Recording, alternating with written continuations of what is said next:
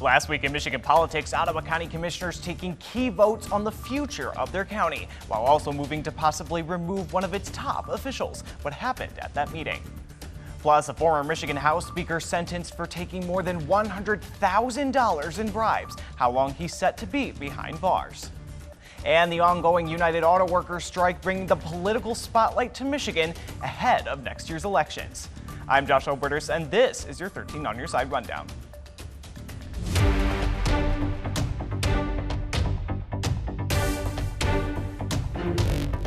Thanks for joining us, West Michigan. We begin in Ottawa County, where the Board of Commissioners voted last week to pass County Clerk's $769,000 early voting plan ahead of next year's elections. Commissioners signed off on the plan after first halting their approval in order to add new requirements, a move that initially had some county clerks concerned about finalizing it in time. Now that it has passed, we spoke with the county clerk to learn more about the plan and those changes. Yes. And the motion passes. A sight of unity among Ottawa County Commissioners Tuesday night as they voted unanimously to pass local clerk's plan to implement new early voting requirements. We have a lot of confidence, I believe, from our communities that this is the way that we need to go with this early voting plan. The plan is meant to bring the county in line with a constitutional amendment passed by Michigan voters last year. Under the amendment, all voters must be allowed 8 hours of early voting each day for a minimum of 9 consecutive days ahead of each federal and statewide election, ending the Sunday before Election Day. The majority conservative board's vote represented a shift experts say has taken place following initial Republican skepticism toward early voting. So I think generally, in most states and most regions, Republicans have also decided to get on board with finding absentee voters, trying to get people who want to vote early to vote Republican. Divisions dissolved as even after an initial pause in the approval process, every commissioner voted to put over $300,000 toward the $769,000 plan, one that was changed to include watermarks for all ballots, security cameras for early ballot storage rooms, and a line management tool to tell voters in real time how long the wait to vote will be at each of the 4 early voting sites that can be used by any Ottawa County voter. I am super thankful for all the collaboration, as was mentioned. I know there was some hesitancy at the last time about the pause. I'm very thankful for the pause. I think in general, most people are thankful for the pause. And I thank you for the work that was done on this amendment. Ottawa County Clerk Justin Roebuck said he supports the amendments, saying the new measures are aimed at boosting voters' confidence and trust in the system ahead of what is likely to be an election year marked by turbulence. I think all of that builds into, more confidence in our process. The more customer service we can provide and efficiency we can provide, hopefully voters will have the confidence to trust that this is a process that works for them. Also in that meeting last week, the battle over Ottawa County's budget came to a close after weeks of controversy over proposed cuts to the county's health department. During that meeting, however, a spokesperson for the county's top health official says she received a notice of a hearing that would be held to potentially terminate her employment. County Health Officer Adeline Hambley has been at odds for months with many of the county commissioners aligned with conservative group Ottawa Impact. Now in the filing for the hearing, Commissioner Chair Joe Moss has said Hambley's handling of the budget process, in which she informed the public of the department's potential closure due to certain budget numbers asked for by commissioners, displayed incompetence on her part and that she should be removed. It isn't the first time commissioners have made a move to remove Hambley from her position. Shortly after taking office in January, commissioners attempted to demote Hambley and replace her with another health officer of their choosing. Hambley did file a lawsuit against commissioners to keep her job. An appeals court judge ruled in June that she could be removed, but only with cause.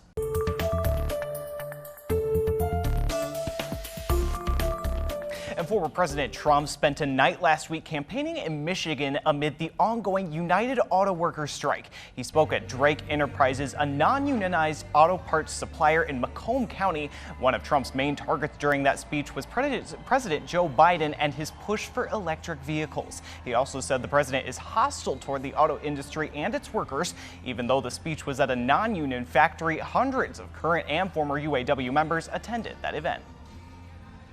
Love being with you, and we love being with you right in your environment. You built this country, you love this country, and you are the ones that make our country run. Trump's visit came one day after President Biden visited a UAW picket line in Detroit. Both presidential candidates are vying for the union vote, as Michigan is expected to be a critical battleground state next year. In what may be a first for a sitting president, Joe Biden joined auto workers on the picket line as they demanded better pay and benefits from the big three automakers Ford, General Motors, and Stellantis. Biden told union members their demands deserve to be met. Wall Street didn't build the country, the middle class built the country. Unions built the middle class. So let's keep going. You deserve what you've earned, and you've earned a hell of a lot more than you're getting paid now. Progress in those talks to end the strike remain ongoing.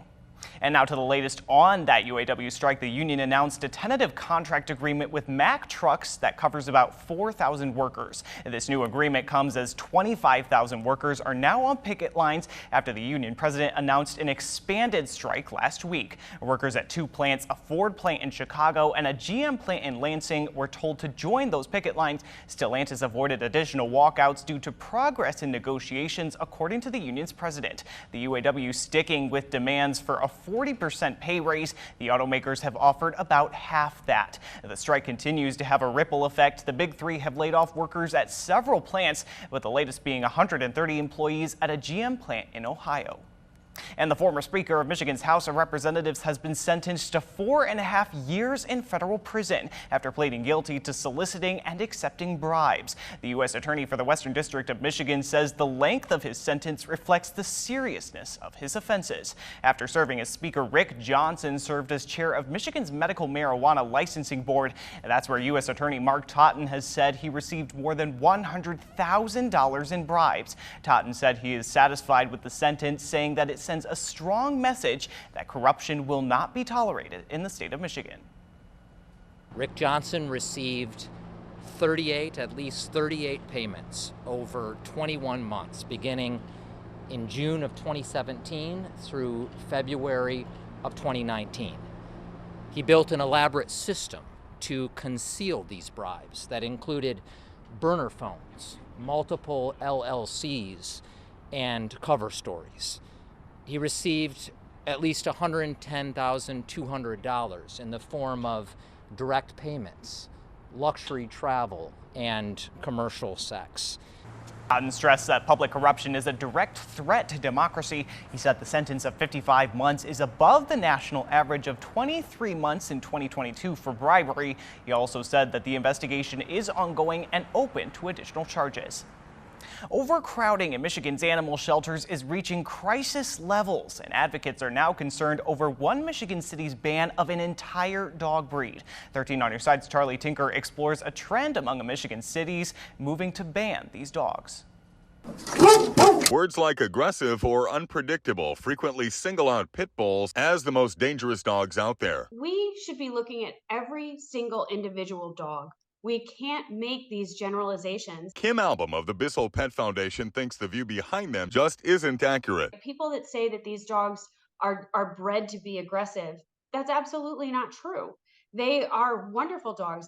They're America's family dog. They're one of the most popular dogs in the country. Dogs, she says, like this one, are mislabeled, often even mistakenly identified, with only small traces of actual pit bull DNA. Are they going to do genetic testing? Because there are dogs out there that don't look anything like pit bulls that have pit bull in them. We can't ignore facts of stated history of injury. Grosse Pointe Shores, in a 4-3 vote this week, joined dozens of other Michigan communities passing similar blanket bans. So she has 3 scars. And this is where her leg was amputated. The owners of 14-year-old Cockapoo Maddie told our Detroit affiliate they were dragged to the ground and attacked by a pit bull while walking her during an incident in June.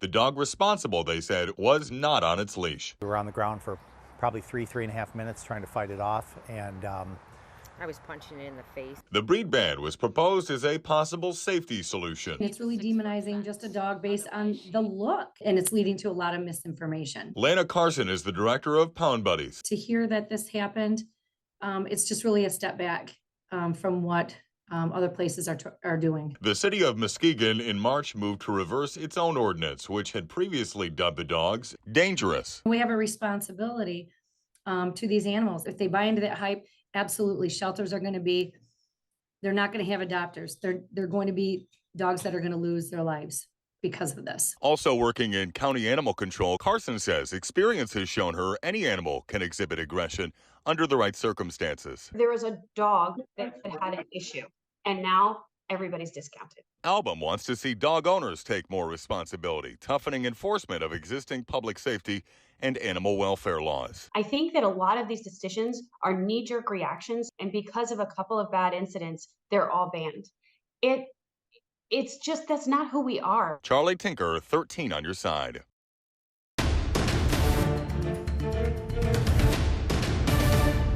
And now to Your Voice, Your Vote. A national nonprofit has filed suit in Michigan Court of Claims aiming to keep former President Donald Trump off the state's 2024 presidential primary and general election ballots. Free Speech for the People says it is filing its suit, quote, on behalf of a diverse group of Michigan voters. The complaint against Michigan's Secretary of State Jocelyn Benson alleges that Trump violated Section 3 of the 14th Amendment of the U.S. Constitution. That language reads that no one having previously taken an oath to support the Constitution may hold elected office if they, quote, shall have engaged in insurrection or rebellion against the same or given aid or comfort to the enemies thereof. The complaint argues that actions taken by Trump after the 2020 election leading to the attack on the Capitol on January 6th amounted to a rebellion in an attempt to overturn the election and keep him in power past his term in office. In a Washington Post opinion piece last month, Benson said she would not act herself to remove Trump from the ballots, saying it is up to the courts to decide. And the race for outgoing U.S. Senator Debbie Stabenow's seat now has its newest contender. Former Detroit Police Chief James Craig announced his candidacy for the seat this week. Craig was a leading GOP candidate for governor last year before fraudulent signatures on election paperwork derailed his campaign. Craig joins a growing field of GOP candidates that are trying to flip a seat that has been under Democratic control for 2 decades. Former U.S. Representative Mike Rogers announced a bid less than a month ago, and several others, including former U.S. Rep. Peter Meyer, are still considering campaigns. Craig is positioning himself to win the support of former President Trump, who has often swung Republican primaries with his endorsement. While Craig has no prior experience in elected office, he would have among the highest name recognition of the Michigan Senate candidates. And voters in the city of Ionia will be deciding on 2 proposed amendments to the city charter in November. City manager Precia Garland says that the 2 amendments on the ballot are designed to modernize the structure of the city's government. The first charter amendment would make the city clerk a full-time appointed position instead of its current designation as a part-time elected official. The city says that moving the city clerk to a full-time appointed position is needed after the responsibilities of the role have expanded over the years. In 2018 and 2022, Michiganders voted to expand absentee and early voting, which has increased the workload of the city clerk. The second charter amendment would change elected city offices to nonpartisan positions and races. Currently, the city has partisan elections for city offices following the 1993 Ionia Charter, which detailed a process for local political parties to host a city convention and nominate candidates. If passed, the amendments would go on into effect in 2026. You can read the amendments in their entirety at 13onyourside.com. At the state capitol, new legislation in Lansing is seeking to curb carbon emissions coming from vehicles in our state. Under the bill, beginning on December 31st, 2035, the carbon intensity of all transportation fuel produced or imported for the use in Michigan would need to be reduced by at least 35% below 2019 baseline levels. That number could grow if it is implemented, depending on things including future costs and advances in technology. And child marriage has officially been wiped from all Michigan law after Governor Gretchen Whitmer signed the final piece of legislation in a package that now bans the practice in Michigan. The minimum age of consent for marriage in the state now stands at 18 years old. Only 5 lawmakers voted against the final bill last month, including West Michigan Representative Angela Regas, saying while she opposes forced or coerced child marriage, those in, quote, unique relationship circumstances should be allowed to make their own choices. Michigan is now the 10th state in the U.S. to ban child marriage. Student loan debt repayments are resuming this month for millions of Americans, including more than 1 million here in Michigan. The payments were put on hold for 3 years during the COVID-19 pandemic, and with interest set to resume on those bills, some borrowers are scrambling to rebalance their budgets. ABC's Tim Pilliam reports on what some people can do to save money. This month, roughly 28 million Americans will have to start repaying their student loans that were paused 8 times over 3 years during the COVID-19 pandemic. According to the Federal Reserve, the monthly payment for the average borrower will range between $200 and $300. For Sarah Wood from Denver, the pause on her monthly $440 payment allowed her to save for her twin daughter's education. Her student debt totals more than $180,000. Now, with payments restarting, she'll cut household spending and saving for her twins' college education. It's just a tightening of the belt across all areas. You need to live in a house, you need to pay groceries, you need to eat. And then from there on, you kind of have to figure out where to skimp and save. Michael Lopez from Anaheim, California, a first-gen college grad with a master's in social work, was able to buy a home when payments were halted. With the pause lifted, the 33-year-old has to resume paying off more than $240,000 in student debt. It makes it a moving target when we're trying to adjust our habits, in the face of paying these payments and having a kid. It's like, not only do you have to figure out all of that, but now you need to do it while the cost of everything's fluctuating so much. After the Supreme Court rejected President Biden's first attempt at canceling up to $20,000 in student loan debt, his administration launched a smaller plan. Biden directed the Education Department to establish a 1-year grace period for borrowers who miss payments and rolled out a new plan called SAVE that could lower some people's payments depending on their monthly income. You can go to studentaid.gov to calculate your bills under that plan. The Biden administration is also looking into a new potential student debt relief policy that focuses on people who are the hardest hit financially.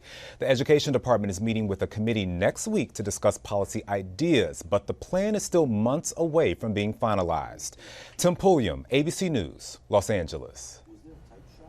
And that's the rundown for your week in Michigan politics. Be sure to keep up with all the top political stories of the week, both on air and online. 13onyourside.com. We'll see you next week.